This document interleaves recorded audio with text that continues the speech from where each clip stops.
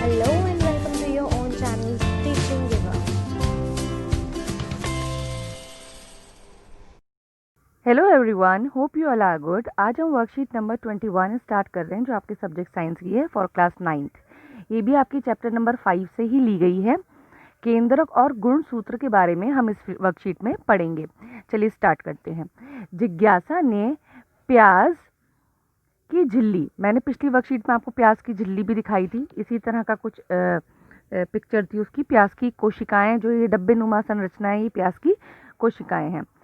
और कपोल, कपोल किसको कहते हैं? जो आपका गाल होता है, चिक, ठीक है, तो उसके मुंह के अंदर जो गाल होता है वहाँ की अगर खाल ले ली जाए, टूथपिक से अगर ली जाए, तो उसकी स्लाइड बनाई जाती है, अस्थायी स्लाइड। तो उसके अंदर की जो कोशिकाएं होती हैं वो कुछ इस प्रकार दिखाई देती हैं। तो अस्थायी स्लाइड किसको कहते हैं? जो कि हम टेम्पररी स्लाइड बनाते हैं, जो लैब्स के अंदर टेम्पररी स्लाइड बनाते हैं उसको बोलते हैं। बनाई और उन्हें सूक्ष्मदर्शी में देखने पर कुछ ऐसा देखा गया कि प्याज की कोशिकाएं तो ऐसी दिखाई दी, और कपोल मतलब कि जो गाल की कोशिकाएं थी, जो टूथपिक से ली गई थी और उसकी स्लाइड बनाई थी, वो कुछ ऐसी दिखाई दी। ज्ञान, इन चित्रों में ये गहरे बिंदु क्या है और इनका कार्य क्या है? ये जो छोटे छोटे छोटे छोटे आपको ब्लू कलर के ये गहरे बिंदु दिख रहे हैं यहाँ पर, और इसमें भी दिख रहे हैं, ये पिंक कलर के डॉट दिख रहे हैं, तो ये क्या है और इनका कार्य क्या है? ये असल में केंद्रक कहलाते हैं। क्या कहलाते हैं? ये केंद्रक कहलाते हैं। तो ज्ञान ने क्या कहा? दीदी, इन्हें केंद्रक कहते हैं। इनके ऊपर केंद्रक झिल्ली की परत होती है, मतलब ये कोशिका है आपकी, ठीक है, और इसके अंदर जो सबसे भीतरी जो बीच में गोले नुमा संरचना होगी वो आपका केंद्रक होगा, और इसके ऊपर क्या होती है? केंद्रक झिल्ली होती है। इसके ऊपर क्या होती है? केंद्रक झिल्ली होती है। एक झिल्ली, इसका एक आवरण होता है झिल्ली का। केंद्रक झिल्ली की परत होती है, जिनमें छोटे छोटे छिद्र होते हैं। इसके ऊपर क्या होते हैं? छोटे छोटे छिद्र होते हैं, छोटे छोटे से छिद्र होते हैं, ठीक।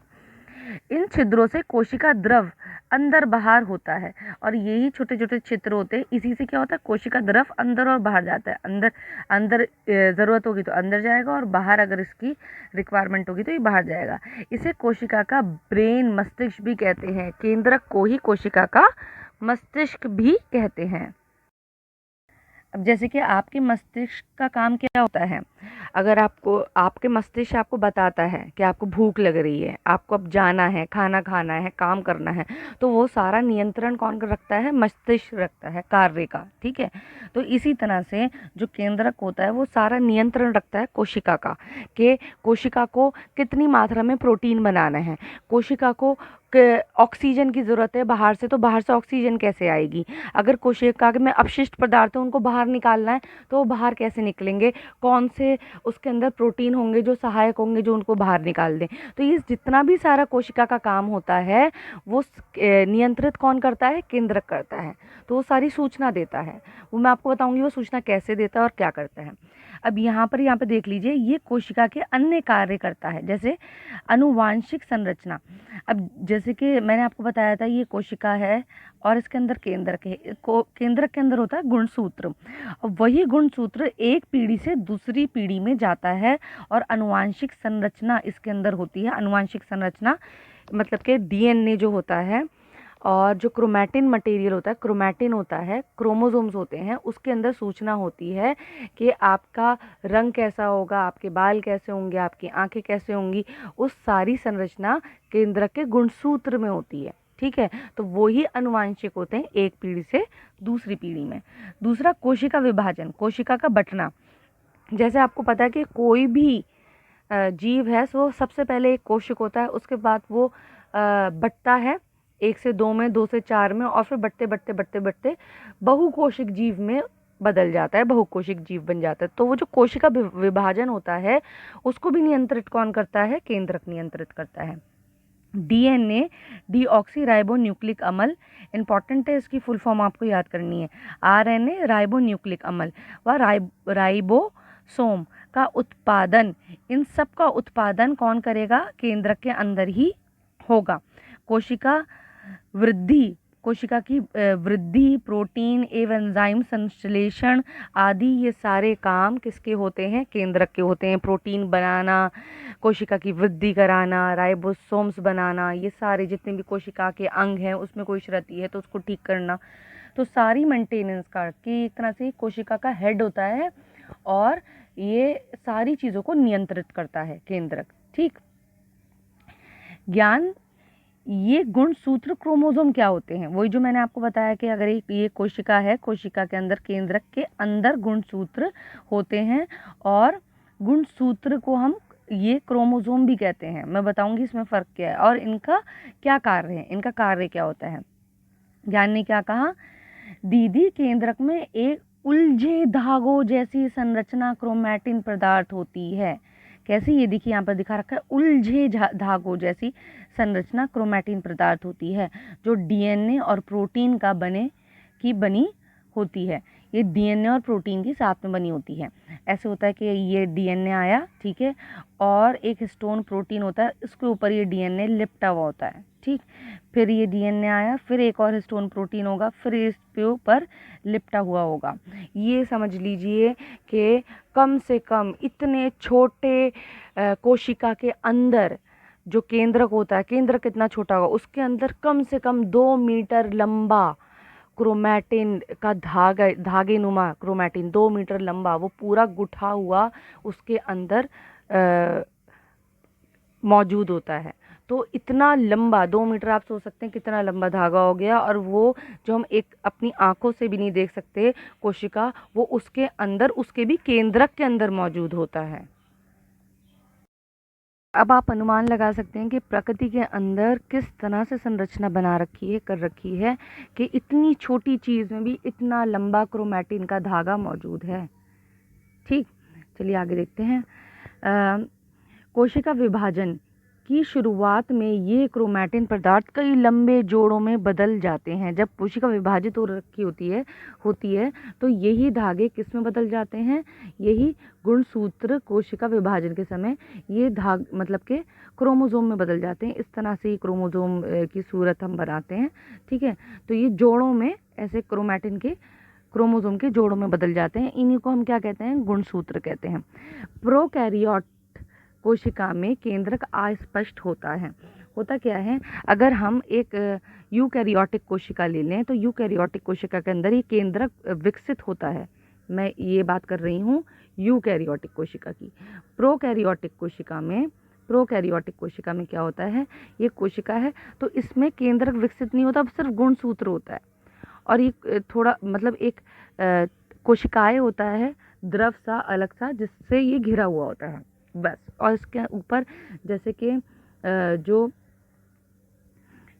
इसके ऊपर कोशिका केंद्रक झिल्ली थी, केंद्रक के ऊपर केंद्रक झिल्ली थी यूकैरियोटिक के अंदर। प्रोकैरियोटिक के अंदर कोई केंद्रक झिल्ली नहीं होती, यहाँ पर कोई केंद्रक झिल्ली नहीं होती।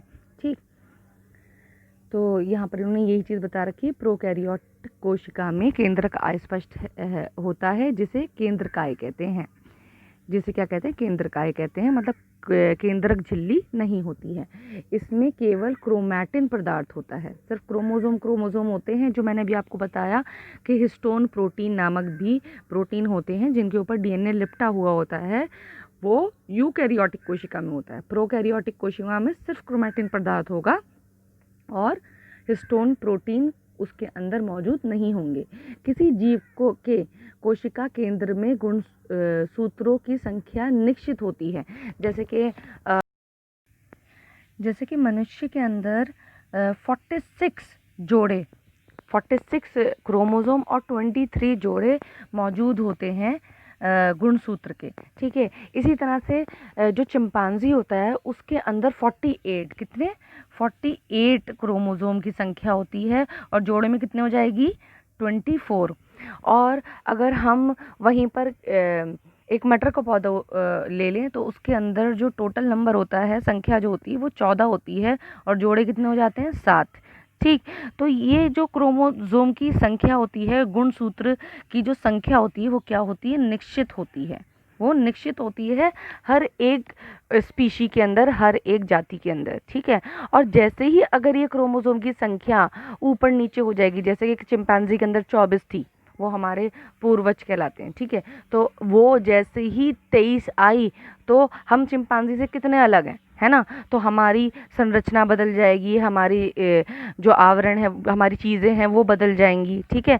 तो जैसे ही क्रोमोसोम के नंबर चेंज होते हैं, संख्या चेंज होती है, वैसे ही स्पीशी भी बदल जाती है और उसमें परिवर्तन आ जाता है। क्रोमैटिन पदार्थ में डीएनए के क्रियात्मक खंड को जीन कहते हैं। इन वेरी इंपॉर्टेंट चीज़, जो केंद्र के अंदर गुणसूत्र होता है, अगर वो बारीक बारीक धागों की तरह उलझा होगा, उसको क्रोमैटिन पदार्थ बोलेंगे। जब वो अपने अंदर अपने आप को गांठ लेगा और कोशिका विभाजन के वक्त वो क्या हो जाएगा, एक लंबे लंबे जोड़ों में बदल जाएगा, तो उसको गुणसूत्र बोलेंगे, ठीक है।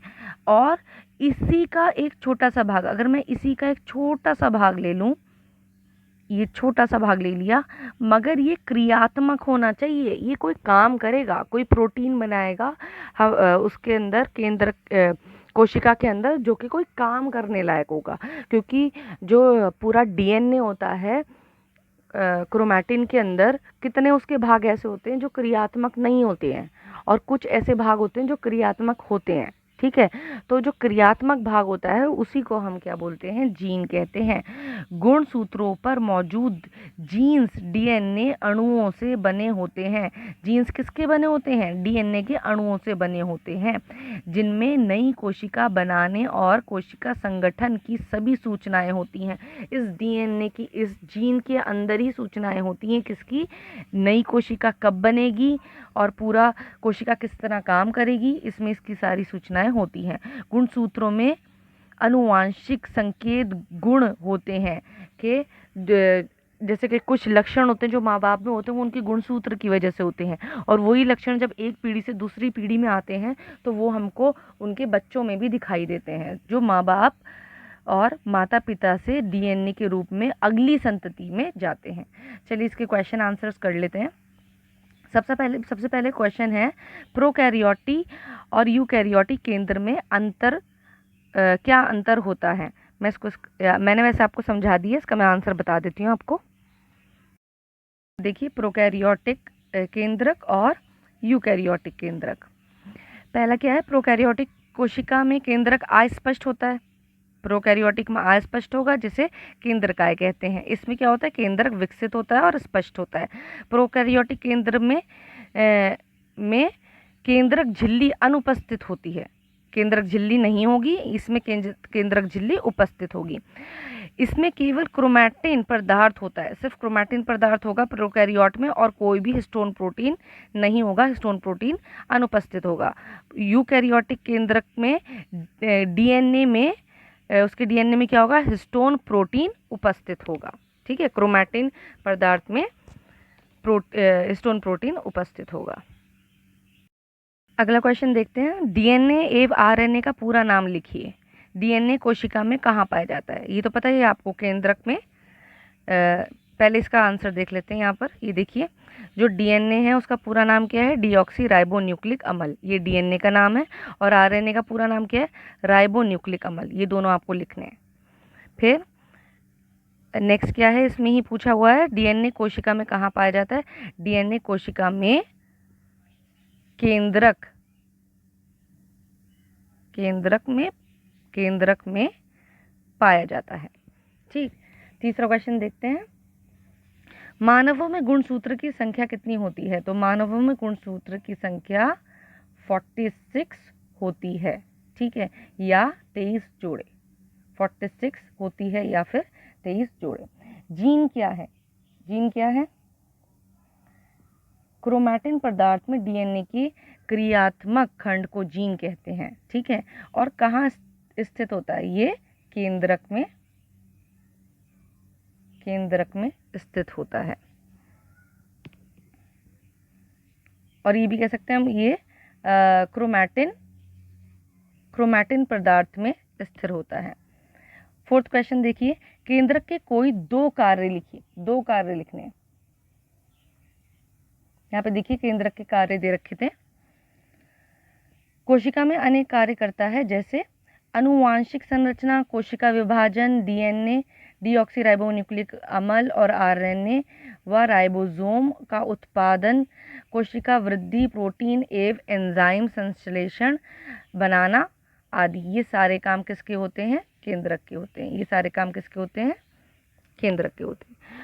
होप ये आपको वीडियो समझ आई भी होगी, और इसमें अगर कोई भी प्रॉब्लम आती है तो आप मुझसे कमेंट बॉक्स में पूछ सकते हैं। कुछ अगर समझ में नहीं आया तो इसको अच्छे से पढ़िएगा आप, और कोई भी पॉइंट अगर समझ में नहीं आया तो आप दोबारा से वीडियो को देख सकते हैं। Hope you enjoyed the video. Thanks for watching.